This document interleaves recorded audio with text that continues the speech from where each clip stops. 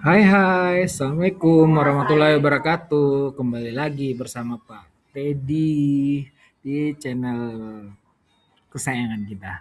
Oke, hari ini Pak Teddy mau upload video di bulan Ramadan. Gimana Nanda semuanya yang beragama Muslim? Apakah puasanya lancar? Apakah masih tetap semangat dalam menjalankan persiapan menjelang tes kompetensi akademik? Nah, bagaimana Bapak Ibu guru juga harus tetap semangat memberikan pembenaran soal yang banyak untuk siswa kita. Nah, kali ini pada kesempatan kali ini kita akan membahas tentang kisi-kisi tes kompetensi akademik mata pelajaran bahasa Indonesia di tingkat SD pada tahun 2026 ini. Nah, sebelum kita lanjutkan video ini, jangan lupa like, comment, subscribe, serta share ke rekan-rekan kita semua agar bisa dapat memberikan yang terbaik untuk siswa kita dan bagi siswa agar mendapatkan nilai yang lebih baik lagi. Oh ya, kemarin sempat beredar informasi bahwa untuk 2026 ANBK itu akan digantikan oleh TKA nanti. Tapi apakah itu benar atau tidak? Ya, kita tinggal menjalani dengan penuh semangat dan tetap memberikan yang terbaik, pembelajaran yang terbaik kepada siswa kita. Nah, apa saja sih yang dibahas dalam kisi-kisi TKA Bahasa Indonesia pada kali ini? Nah, dalam muatan TKA Bahasa Indonesia di tingkat SD ini, yang pertama membahas tentang keterampilan membaca diujikan pada dua jenis teks informasi dan teks fiksi. Pastinya kita sudah memberikan pemahaman proses kepada siswa kita apa itu bagian contoh atau ciri-ciri dari teks informasi dan teks fiksi. Nah, jadi teks informasi merupakan teks yang berisi fakta sederhana dari berbagai bidang atau topik serta berskala lokal dan nasional. Yang kedua, teks fiksi itu adalah merupakan teks cerita rekaan yang dapat berupa fantasi atau faktual atau sejarah, bahkan itu adalah biografi dengan latar cerita konkret, tokoh berkarakter datar, konflik tunggal dengan penyelesaian tertutup, alur maju dan sudut pandang orang pertama. Nah, pada teks yang digunakan TKA memiliki karakteristik kosakata, kalimat, dan wacana sebagai berikut. Satu, karakteristik kosakata itu berisi kata dasar, kata berimbuhan, kata konkret, dominan, makna denotatif, konotatif, dan konteks terbatas. Lalu yang kedua, karakteristik kalimatnya jumlah kata 3 sampai 7 per kalimat. Pola kalimatnya dasarnya SPOK ya, subjek, predikat, objek, dan keterangan. Struktur bahasa tulisnya bercampur bahasa lisan terbatas. Lalu yang ketiga, karakteristik wacana. Ya, kohesi pengajuannya atau referensinya, konjungsi antar paragraf, penambahan penjelasan, panjang teksnya 150 sampai 200 kata, kecuali teks puisi. Nah, di sini perlu penekanan bagi anak-anak kita tentang ilustrasi atau isi-isi cerita, tokoh, dan lain-lain sebagainya. Dan juga makna konotatif dan denotatif itu juga harus dipahami oleh siswa kita. Pastinya Bapak Ibu guru juga udah pasti mengajarkan dan mengingatkan siswa kita. Nah, kita lanjutkan. Nah, pada pemahaman tekstual, yaitu kemampuan untuk memahami informasi yang dikemukakan secara eksplisit, mengelompokkan dan menyusun ulang dan menyajikan kembali informasi secara eksplisit dari teks. Satu, mengidentifikasi penggunaan kata umum dan khusus dalam berbagai bidang.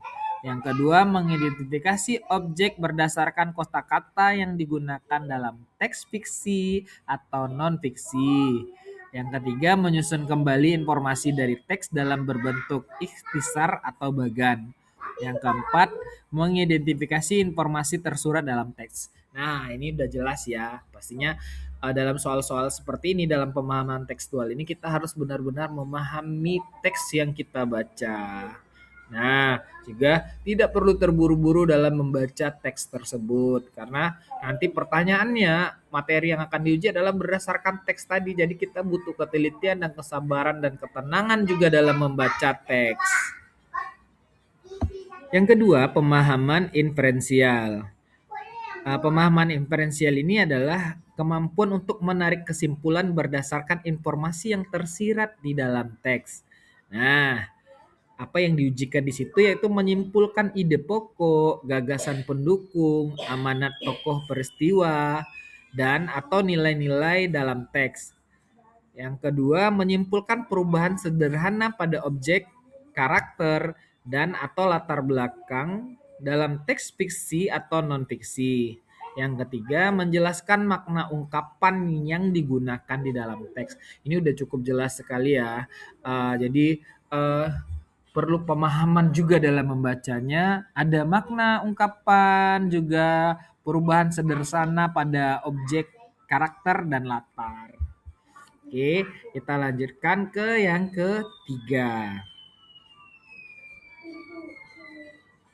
Nah, pada bagian ketiga yang terakhir ini adalah evaluasi dan apresiasi.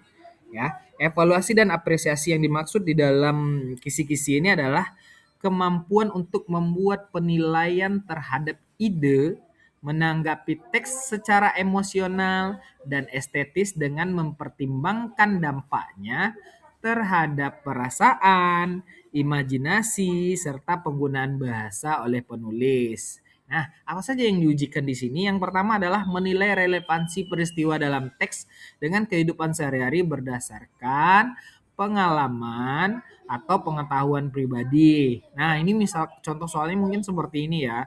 Contoh soalnya ada teks tentang kehidupan pribadi, lalu ada pertanyaan-pertanyaan yang nanti akan menghubungkan kamu, yang akan membawa kamu dalam bacaan tersebut ke dalam kehidupan pribadi.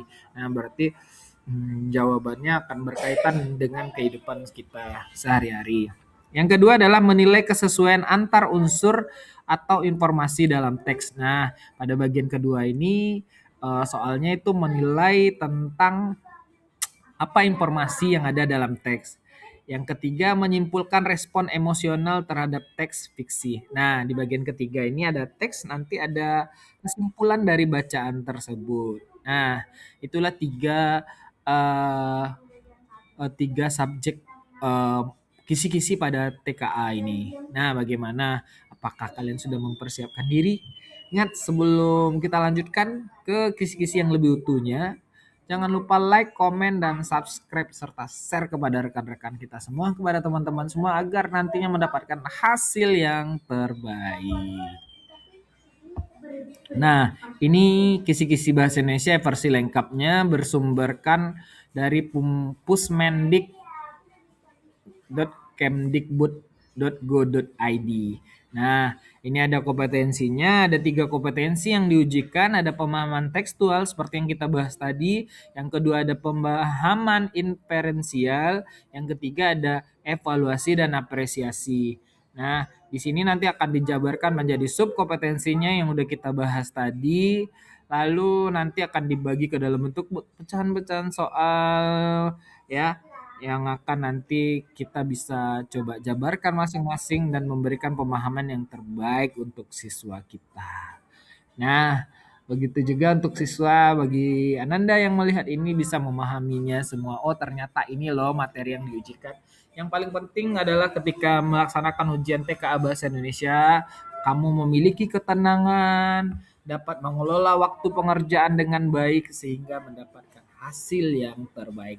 Yang penting jangan panik dan memahami bacaan apa yang dibaca. Tetap santai dan pasti. Yang penting sebelum ujian kita terus berusaha dengan keras dengan baik agar mendapatkan hasil yang terbaik. Amin amin ya rabbal alamin.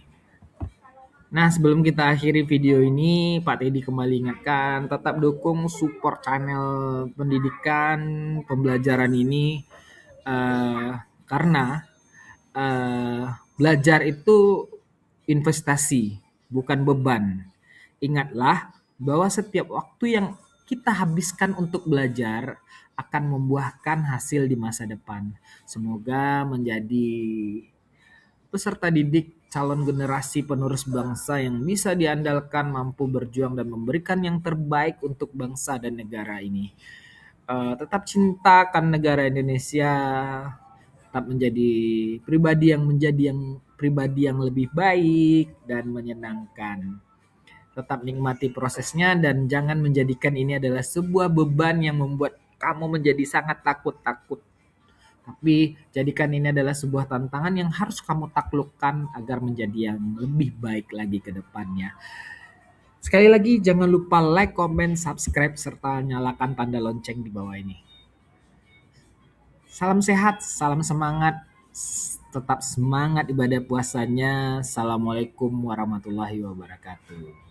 Sampai berjumpa di video selanjutnya.